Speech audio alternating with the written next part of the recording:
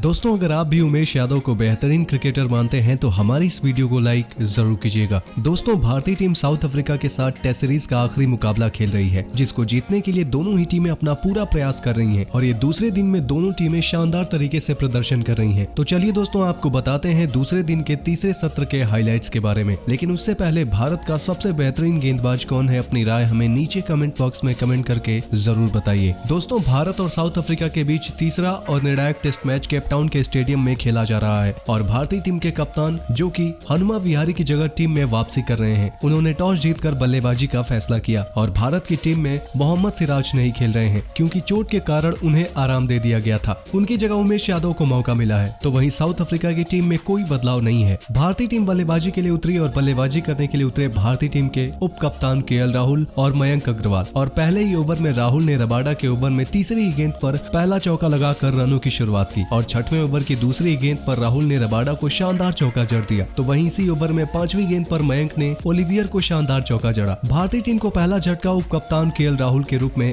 11वें over की तीसरी गेंद पर ओलिवियर के हाथों लगा, जिसमें राहुल ने 35 गेंदों पर एक चौके की मदद से 12 रन बनाए। तो वहीं इसके बाद बल्लेबाजी करने के लिए चेतेश्वर पुजारा आए और उन्होंने अपना पहला चौका 14वें ओवर की चौथी गेंद पर ओलिवियर को जड़ दिया और मयंक अग्रवाल ने 35 गेंदों पर 15 रन 3 चौके की मदद से बनाए और अपना विकेट रबाडा को दे दिया। और बल्लेबाजी करने के लिए कप्तान विराट कोहली मैदान पर आए और उन्होंने अपना पहला चौका 19वें ओवर की पहली गेंद पर मार्को जैनसन को जड़ दिया। तो वहीं दोनों खिलाड़ियों ने शानदार साझेदारी की है और दूसरे सत्र के खेल प्रारंभ होने के बाद दोनों ही खिलाड़ियों ने शानदार बल्लेबाजी की, जिसमें 35वें ओवर की पहली गेंद पर पुजारा ने लेग साइड की तरफ से एक शानदार चौका जड़ा और 38वां ओवर बड़ा ही कमाल का रहा, जिसमें पहली गेंद पर शानदार चौका जड़कर चेतेश्वर पुजारा ने तो वही तीसरी गेंद पर अपना विकेट गंवा दिया। और इसके बाद बल्लेबाजी करने के लिए अजिंक्य रहाणे आए और उन्होंने 38वें ओवर की आखिरी गेंद पर शानदार चौका जड़ दिया और 41वें ओवर की पहली गेंद पर कोहली ने रबाडा की गेंद पर एक शानदार छक्का जड़ा और 43वें ओवर की पहली गेंद पर अजिंक्य रहाणे अपना विकेट कगिसो रबाडा को दे बैठे। इन्होंने 12 गेंदों पर 9 रन 2 चौके की मदद से बनाए। तो वहीं इसके बाद बल्लेबाजी करने के लिए ऋषभ पंत आए और इन्होंने विराट कोहली के साथ मिलकर शानदार बल्लेबाजी की और आते ही अपनी दूसरी गेंद पर रबाडा को शानदार चौका जड़ दिया और दोनों ही खिलाड़ी ने मिलकर 25 रन तक की साझेदारी कर ली थी। और चाय के बाद तीसरे सत्र के खेल के आरंभ होते ही तीसरे सत्र के पहले ही ओवर में कोहली ने लुंगी एनगड़ी को शानदार चौका जड़ा। वहीं 60वें ओवर की 5वीं गेंद पर ओलिवियर को एक शानदार चौका जड़कर अपना 28वां अर्धशतक विराट कोहली ने पूरा कर लिया। और इसके बाद 61वें ओवर की तीसरी गेंद पर ऋषभ पंत ने 50 गेंदों पर 27 रन 4 चौके की मदद से बनाकर अपना विकेट मार्को जैनसन को दे दिए और इसी ओवर में कोहली ने शानदार चौका जड़ दिया। इसके बाद बल्लेबाजी करने आए रविचंद्र अश्विन 63वें ओवर की आखिरी गेंद पर 10 गेंदों में 2 रन बनाकर अपना विकेट मार्को जैनसन को दे दिए। तो वहीं इसके बाद बल्लेबाजी करने आए शार्दुल ठाकुर और उन्होंने 65वें ओवर में मार्को जैनसन को 2 चौके जड़ दिए और शार्दुल ठाकुर ने 67वें ओवर की आखिरी गेंद पर रबाडा को शानदार छक्का जड़ा और टीम का स्कोर 200 के पार पहुंचा दिया। तो वहीं 68वां ओवर बेहद ही शानदार गुजरा, जिसमें शार्दुल ठाकुर ने तीसरी गेंद पर केशव महाराज को शानदार चौका जड़ के तो वहीं अगली गेंद पर केशव महाराज ने शार्दुल ठाकुर से अपना बदला ले लिया, जिसमें शार्दुल ठाकुर 9 गेंद खेलकर 12 रन 1 चौके और 1 छक्के के साथ बनाकर आउट हुए। इसके बाद बल्लेबाजी करने आए जसप्रीत बुमराह और 73वां ओवर भी कुछ इसी प्रकार से घटा, जिसकी पहली गेंद पर विराट कोहली ने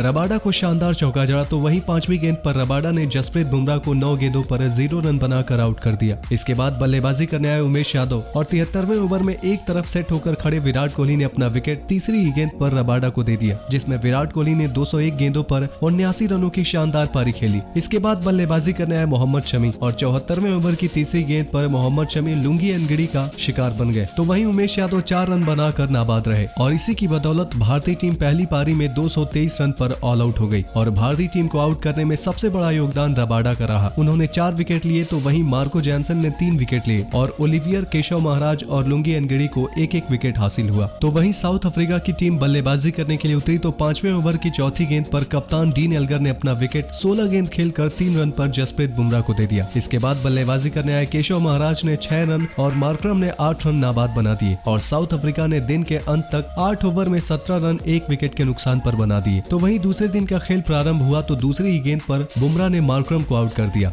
और मार्करम ने 8 रन 1 चौके की मदद से बनाए थे। पर इसके बाद बल्लेबाजी करने आए पीटरसन। तो वहीं दूसरी तरफ बल्लेबाजी कर रहे केशव महाराज लगातार 3 ओवर में 1-1 चौके जड़कर अपने रनों में बढ़ोतरी की और 16वें ओवर में शमी की गेंद पर पीटरसन के 2 कैच भारतीय टीम ने छोड़ दिए, जिसमें केशव महाराज ने 25 रन 4 चौके की मदद से बनाकर अपना विकेट उमेश यादव को दे दिया। और इसके बाद बल्लेबाजी करने आया वांडर डुसेन और 40वें ओवर में अपना विकेट 21 रन बनाकर उमेश यादव को दे दी। पर इसके बाद बल्लेबाजी करने आए साउथ अफ्रीका की टीम के सबसे बेहतरीन बल्लेबाज तेम्बा बवुमा और आते ही अपनी दूसरी गेंद पर चौके के साथ अपना खाता खोला। तो वहीं 41वें ओवर की पहली गेंद पर पीटरसन ने अपना दूसरा अर्धशतक जमाया और इसके बाद 56वें ओवर में तेम्बा बवुमा 28 रन 3 चौके की मदद से बनाकर मोहम्मद शमी के द्वारा आउट हुए। और इसके बाद बल्लेबाजी करने के लिए काइल वेरीन आए और अपनी दूसरी गेंद पर 0 रन बनाकर शमी का शिकार हो गए। जिसके बाद बल्लेबाजी करने के लिए मार्को जेनसन आए और 7 रन बनाकर जसप्रीत बुमराह के शिकार हो गए। और इसके बाद बल्लेबाजी करने के लिए कगिसो रबाडा आए, लेकिन एक तरफ डट कर बल्लेबाजी कर रहे पीटरसन 166 गेंदों पर 9 चौके की मदद से 72 रन बनाकर 65वें ओवर में जसप्रीत बुमराह के द्वारा आउट हो गए। और इसके बाद बल्लेबाजी करने के लिए ओलिवियर आए। तो वहीं 72वें ओवर में साउथ अफ्रीका की टीम ने 200 का आंकड़ा पार कर दिया और रबाडा 15 रन 1 चौके की मदद से बनाकर शार्दुल ठाकुर के शिकार हो गए। इसके बाद बल्लेबाजी करने के लिए लुंगी एनगिडी आए और साउथ अफ्रीका की टीम ने 73वें ओवर तक 206 रन 9 विकेट पर बना दिए, जिसमें ओलिवियर 10 रन बनाकर नाबाद है। दोस्तों, इस मैच को कौन सी टीम जीतेगी, अपनी राय हमें नीचे कमेंट बॉक्स में कमेंट करके जरूर बताइए और ऐसे ही शानदार खबरों के लिए सब्सक्राइब करिए हमारे YouTube चैनल को।